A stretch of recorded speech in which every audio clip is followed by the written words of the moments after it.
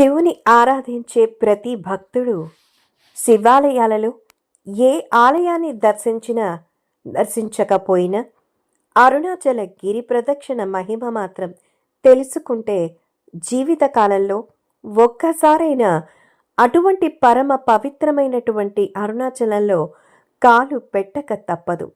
అదే ఒక్కసారి అరుణాచలని మహిమ, ఆ ప్రాంత అనుభూతిని గురించి తెలుసుకుంటే ప్రతి ఏడు వెళ్ళాలన్న మనసు ఆ అరుణాచలేశ్వరుడు మనల్ని అక్కడికి రప్పించుకుంటారు.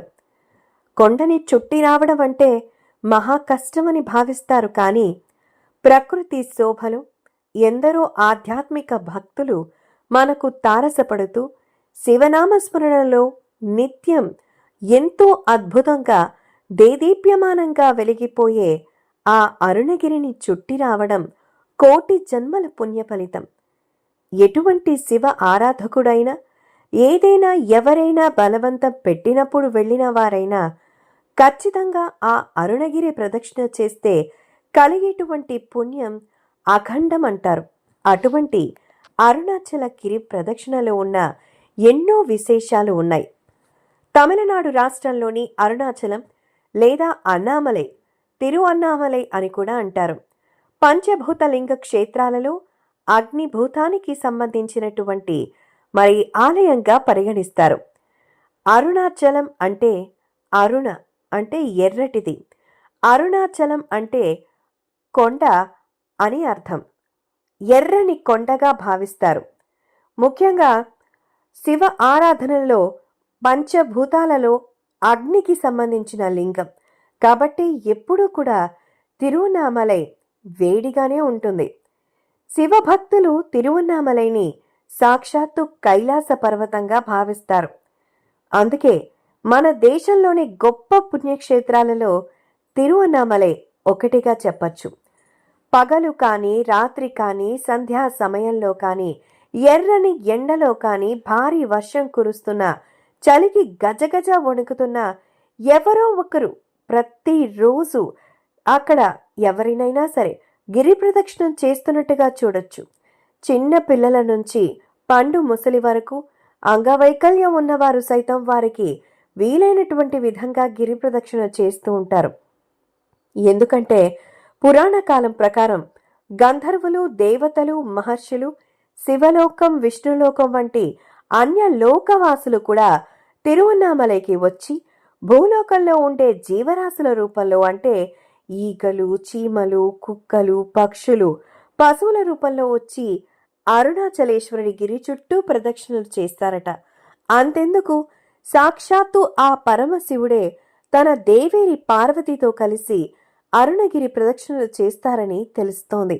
అంతటి మహిమ ఆ అరుణగిరికి ఉందని అందరూ చెబుతారు.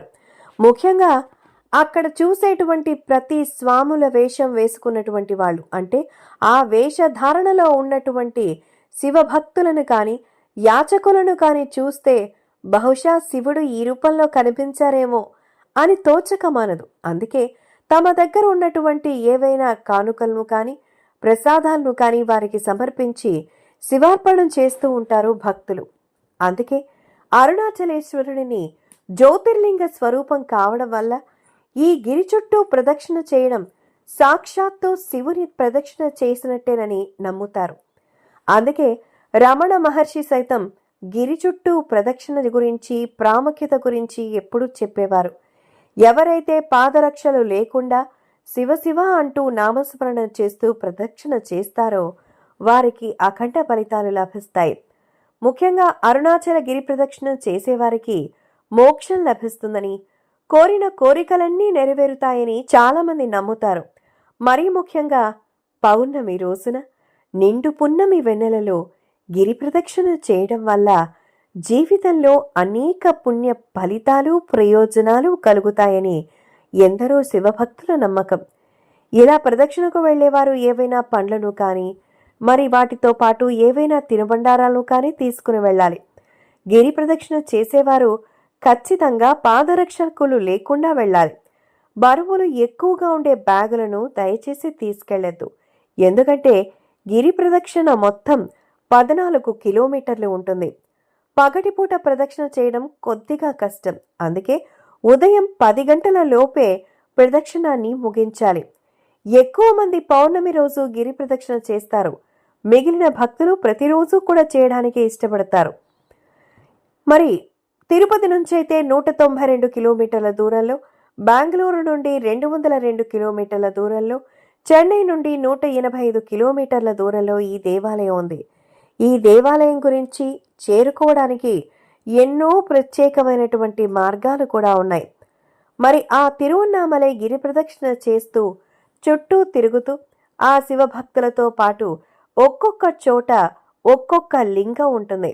ఆ ఒక్కొక్క లింగాన్ని దర్శించుకుంటూ వాటి ప్రాముఖ్యతను గురించి తెలుసుకుని వెళ్ళడమే. ఏ లింగం దగ్గర మనమైతే మన ప్రదక్షిణ మొదలు పెట్టామో ఖచ్చితంగా ఆ లింగం దగ్గర మన ప్రదక్షిణ ముగించి స్వామివారికి గిరి ప్రదక్షిణని పూర్తి చేయాలి. అందుకే పౌర్ణమి రోజుల్లో ఆ పరమేశ్వరుని ఆరాధన కోసం అరుణాచల గిరి ప్రదక్షిణ చేసేవారు మరి కాస్త జాగ్రత్తలు తీసుకోవాలి. ముఖ్యంగా పిల్లలు, వృద్ధులు పౌర్ణమి రోజు వెళ్ళకపోవడం మంచిది. ఎందుకంటే అశేషమైనటువంటి రద్దీ ఉండడమే దీనికి కారణంగా చెప్తారు. ముఖ్యంగా గిరివలం అని అది అంటారు. చెప్పులు లేకుండా చేయడమే శుభకార్యం. మరి భక్తులు వెళ్ళి ఆ గిరి ప్రదక్షిణ చేసుకోవడం వల్ల ఎన్నో పుణ్య ఫలితాలు లభిస్తాయి. ముఖ్యంగా రాబోయే రోజులలో అంటే డిసెంబర్లో పౌర్ణమి 14వ తేదీ అయితే వస్తుంది. అలా ఎంతో అద్భుతమైనటువంటి ఆ తిరువన్నామలైలో అరుణాచల గిరి ప్రదక్షిణ చేయడం వల్ల ఎన్నో పుణ్య ఫలితాలు లభిస్తాయని చెబుతూ ఉంటారు. ముఖ్యంగా మనం ఆ గిరి ప్రదక్షిణ చేసిన తర్వాత మనకు ఆ శివనామ స్మరణలో ఏ రకమైన ఇబ్బంది కలగదు. ఎలాగైతే తిరుమల వెంకటేశ్వర స్వామికి మరి కాలినడకన మెట్ల మార్గం గుండా వెళ్ళి తర్వాత రోడ్డు మార్గం గుండా వెళతామో ఆ తిరువన్నామలైలో మొత్తం అంతా కూడా అదే అద్భుతమైనటువంటి రోడ్డు మార్గం ద్వారా అక్కడక్కడ ప్రత్యేకమైనటువంటి దేవతలు, అలాగే ఎంతో రాజులు, ఆ మహర్షులు ఏర్పాటు చేసిన శివలింగాలు, సాక్షాత్తు అక్కడ ప్రదక్షిణ చేసినటువంటి మరి దైవ స్వరూపాలు సైతం దర్శించుకుంటూ ఆహ్లాదభరితంగా, దైవపరంగా, ఆధ్యాత్మికంగా మీ యాత్ర కొనసాగుతుంది. సోమవారం ప్రదక్షిణలు చేస్తే జనన మరణ బాధల నుంచి బయటపడతారు. మంగళవారం ప్రదక్షిణ చేస్తే అప్పుల బాధలు తొలగిపోతాయి. బుధవారం ప్రదక్షిణ చేయడం వల్ల మహాపండితులు అవుతారు. గురు ప్రదక్షిణ చేయడం వల్ల కారణ జన్ములు అవుతారు. శుక్రవారం చేస్తే శివుని ఆశీస్సులతో సకల సంపదలు దక్కుతాయి. శనివారం ప్రదక్షిణలు చేస్తే శారీరక, మానసిక సమస్యలు దూరం అవుతాయంటారు. అలాగే గిరి ప్రదక్షిణలో చూడదగ్గ మరో ప్రదేశం రమణ మహర్షి ఆశ్రమం. రమణ మహర్షి గురించి ఎంత చెప్పినా తక్కువే. ఆయన గురించిన విషయాలు కోకొల్లలు. ప్రస్తుతం మనం శివుని ఆరాధన గురించి, గిరి ప్రదక్షిణ గురించి చెబుతున్నాం కనుక ఆ గిరి ప్రదక్షిణలో భాగంగా రమణ మహర్షి ఆశ్రమాన్ని కూడా దర్శిస్తూ ఆ శివుని ఆరాధన కోసం ఎంతో అద్భుతమైనటువంటి అనుభూతిని పొందొచ్చు.